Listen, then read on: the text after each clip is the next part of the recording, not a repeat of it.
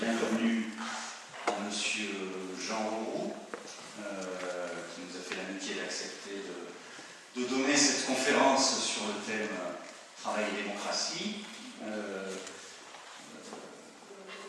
ce dont nous le remercions, bien entendu. Alors, Monsieur Jean Auroux, particulièrement indiqué, particulièrement qualifié pour traiter, discuter, échanger avec nous de cette question-là, puisque vous le savez, il a été le premier ministre du Travail de François Mitterrand, ce qui renvoie aux années 80, peut-être c'est loin, ou même certains d'entre vous n'ont pas vraiment connu cette époque. C'était une époque importante au regard du sujet que nous traitons. Jean Auroux, vous le savez ou vous ne le savez pas, était donc le promoteur, le père, on peut dire, des lois qui sont restées marquées de son nom, les lois Auroux, qui ont été 4 lois très importantes, adoptées au début du septennat de François Mitterrand, qui concernaient le droit d'expression des salariés, qui concernaient le droit des institutions représentatives du personnel, donc les comités d'entreprise et les CHSCT. L'institution des CHSCT comme institution indépendante des comités d'entreprise date de cette époque, des lois aussi sur la négociation collective, donc bon, toute une transformation législative qui a été très importante et qui a ouvert des droits dont les salariés bénéficient encore aujourd'hui. Il y a des choses qui se sont approfondies depuis, donc voilà, c'est un sujet auquel il n'a jamais cessé de s'intéresser tout au long de sa vie professionnelle, militante, et dans le travers de la responsabilité qu'il a exercée. On en discutait encore au repas à midi. Voilà, donc cette expérience, il va nous la faire partager, au-delà de son expérience, son point de vue sur ces questions du rapport entre travail et démocratie, qui reste une grande question d'actualité. On pourrait se dire, et je ne viens pas plus loin, que cette question de travail et démocratie, elle est un peu singulièrement absente du débat politique actuel, peut-être des dispositions des mesures gouvernementales qui sont aujourd'hui en débat, mais pas du tout dans le même contexte gouvernemental que celui de cette époque. Quand on parle du travail aujourd'hui, c'est uniquement en termes de coût, de compétitivité, on parle beaucoup des droits des travailleurs, pourtant ça reste une très grande question. Voilà, il y aurait peut-être besoin d'une nouvelle série de lois, de celle du type de 82 qui est plus loin. Bon, en tout cas, c'est une question qu'on va discuter aujourd'hui. Voilà, avant de passer la parole à Jean Auroux, je vais la passer à mon ami Luc Justet, mon ami et collègue Luc Justet, donc ancien inspecteur du travail, formateur en droit du travail et chargé d'enseignement dans notre institut d'anthropologie.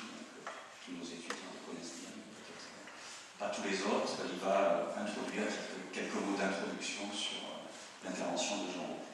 Merci. Bon, bonjour à tous. Alors l'idée, monsieur Auroux, de vous faire venir à Aix, à l'occasion du 30e anniversaire de vos lois sociales, mais aussi à l'occasion du souvenir de cette période très singulière de 2 ans qui suivit l'élection de François Mitterrand à la présidence de la République. Donc c'est très vite imposé en 2012 un inspecteur du travail que je fus élevé, si j'ose dire, au biberon des lois Auroux. Je suis particulièrement élu parce que je suis rentré au ministère du Travail, un peu comme notre religion d'ailleurs, en septembre 82. Je venais juste d'avoir 21 ans, je sortais de la fac et donc vous avez été mon premier chef, si je veux dire. Même évidence à ce qui concerne le partage entre d'une part une conférence universitaire politique au sens de l'engagement de la citoyenneté dans le travail, qui est à l'Institut d'ergologie notre domaine de prédilection, l'analyse et l'action, et d'autre part une conférence plus ouverte sur la cité plus politique, au sein de la controverse peut-être, avec l'université populaire à la cité du livre ce soir. Dans le même sens, le sujet de nos échanges de cet après-midi, c'est pour nous très vite imposé. Il est en effet frappant de constater, lorsqu'on lit les ouvrages qui vous ont été consacrés, qui se sont multipliés ces derniers temps évidemment, ou les entretiens que vous avez accordés, qui sont également nombreux ces derniers mois, à quel point il y a un mot qui revient systématiquement dans votre bouche, dans vos écrits, démocratie. Et sa variante, si je puis dire, démocratie sociale. Dans votre livre d'entretien avec Patrick Gobert est dédié à tous les militants de la démocratie sociale. Et dans l'entretien que vous avez accordé le 13 mai dernier magazine Métis.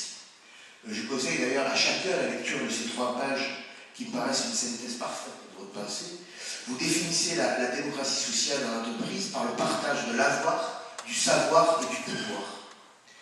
Alors je ne sais si l'expression est labellisée, mais vous avez mis en avant la théorie des 3 P, parole, pouvoir, partage, pour dépasser un dialogue social, dites-vous, parfois trop formel. Alors ces 3 P peuvent se résumer, selon vous, 1 à la nécessité d'espace de discussion sur le travail pour les salariés, de lieux de controverse, ajoutez-vous, 2 à la plénitude du rôle économique et social exercé par les comités d'entreprise et les CHSCT, et 3 au partage des enjeux, mais aussi de la valeur, la régulation sociale, le besoin de contre-pouvoir. Ces 3 P nous paraissent faire écho à 3 formes de démocratie que nous avons mis en débat dans cette conférence, et qui d'ailleurs se voulaient à la base de vos lois de 82, apportant des droits nouveaux aux travailleurs. La démocratie dans le travail, pour la parole, celle du savoir des salariés investis dans une activité singulière, complexe et parfois obscure. 2, la démocratie sociale pour le pouvoir, c'est-à-dire le questionnement sur les missions des IRP et sur l'action syndicale, dans un espace marchand froid et rationnel, comptable, aux valeurs mesurables, quantifiables, y compris sur l'usage du travail. Enfin, la démocratie politique pour le partage, autrement dit, l'articulation entre l'entreprise et le niveau que Yves Schwartz appelle Politéa, ce pôle de l'exercice de la citoyenneté, de l'élaboration du vivre ensemble, aux valeurs non quantifiables devant promouvoir la justice, l'égalité, la santé, la culture, l'éducation, etc. et que vous avez côtoyé de près en étant plusieurs fois ministre. Favoriser l'expression, certes, mais comment? Telle reste la question. La loi de 82 n'a pas fonctionné.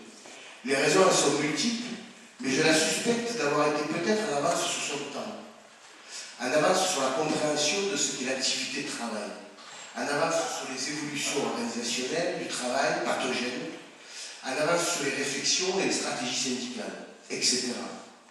Que faut-il donc faire aujourd'hui pour relancer ce qui nous paraît être une incontournable exigence afin de permettre aux travailleurs de se réapproprier leur travail en donnant ou redonnant à ce travail le sens qui leur manque parfois et qui les fait tant souffrir. Concernant le deuxième P, le pouvoir dans l'entreprise, vous estimez avec Michel Sapin dans une tribune donnée au Monde en novembre 2012 que la négociation n'est pas l'effacement de la confrontation historique dans le monde du travail en France. Elle est une expression constructive. Elle n'est pas renoncement, elle est dépassement. Ceci méritera des éclaircissements dans une période où l'extrême faiblesse des syndicats rend la négociation d'entreprise périlleuse pour les salariés. Dans le même temps, il nous serait utile de comprendre comment vous jugez la négociation annuelle obligatoire depuis 30 ans, dont les résultats sont pour le moins mitigés, et pourquoi vous n'avez pas poussé le pion plus loin en 82 en imposant une obligation de conclure. La réponse juridique semble claire, c'est plutôt une réponse politique que je souhaiterais ici.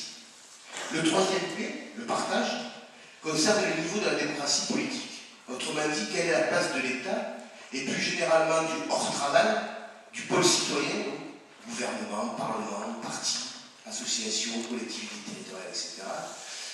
Quelle est donc la place de ce hors-travail dans cette question de travail? Là aussi, la question se pose avec acuité dans une période où l'ANI de janvier dernier, par exemple, a relancé des débats houleux sur l'articulation des niveaux de négociation et le rôle de l'État dans l'élaboration de la norme protectrice des salariés, et où le président Hollande a décidé de constitutionnaliser l'obligation de négociation avant toute décision politique. Autrement dit, démocratie sociale, les fruits de la négociation, et démocratie politique, la souveraineté des débats et des décisions parlementaires, vous paraissent peut-être conciliables. Je souhaiterais que vous nous expliquiez tout cela, qui nous intéresse au plus haut point en termes d'activité de travail, collective comme individuelle. La démocratie est un thème de réflexion qui est familier à qui s'intéresse comme nous à l'analyse pluridisciplinaire du travail, en se plaçant au plus près de ceux qui sont dans l'activité, pour mieux le connaître et peser sur sa transformation, positivement pour les travailleurs, quels qu'ils soient. Donc voilà, M. Roux, vous avez une bonne heure pour développer tous ces sujets. Alors ensuite, nous ferons une pause, puis nous donnerons la parole à la salle, qui, je suis sûr, a beaucoup de questions à vous poser, sur un thème qui, comme pour vous en 81, ne lui est pas juridiquement familier, mais qui lui est cher. Je précise donc que la grande majorité des auditeurs de cet après-midi, Rémi l'a dit, sont des étudiants de notre master, des enseignants, d'anciens étudiants, des membres actifs de notre réseau, des syndicalistes, des cadres, des consultants d'organisation de travail, l'ergonomie, des médecins du travail, inspecteurs du travail, des experts travaillant pour les CE ou les CHSCT, bref, un beau panel du monde de l'entreprise et ceux qui gravitent autour. Alors, comme il s'agit de votre première intervention à Aix, vous n'êtes pas encore accusé, peut-être qu'on pourra dépasser un peu l'horaire, mais cela nous laissera du temps de toute façon pour nous transporter après, je signale, à la Cité du Livre, pour une intervention à laquelle nous invitons tous, volontiers, plus axée sur la fabrication des lois de 82, les résistances auxquelles vous vous êtes heurtés à l'époque, et le bilan et les perspectives que vous pouvez en tirer 30 ans après. Voilà, je précise également que demain, vous serez une bonne partie de la journée sur le site du CEA Cadarache, à l'invitation du CHSCT, de la direction et des OS, pour des échanges sur le dialogue social, ainsi qu'une intervention devant l'ensemble des salariés axée sur les questions de sécurité santé au travail.